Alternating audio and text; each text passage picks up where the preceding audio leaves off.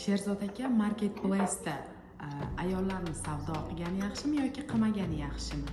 O'zi umuman biznes erkaklar uchun to'g'riroq keladi, mosroq keladi. Lekin marketplace biznesida ayollarga to'g'ri keladi deb o'ylayman.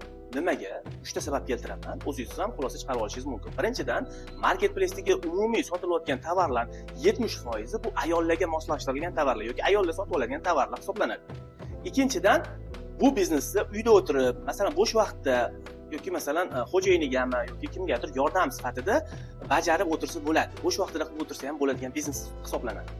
Uchinchisi bo'lsa, odzivlar, kartga to'ldirish, odamlarga savoliga javob berish ham imni ayollarga to'g'riroq keladi. Nimaga? Chunki baribir yozayotgan ko'p klientlar, mijozlar ayollar bo'ladi. Ayollarga u ayolchasiga javob bergani maqsadga muvofiq bo'ladi degan umiddaman. Agar qo'shimcha ravishda qanaqadir bir fikringlar bo'lsa, kommentariyaga yozib qoldiringlar va videoni ayollarga jo'natib qo'yinglar.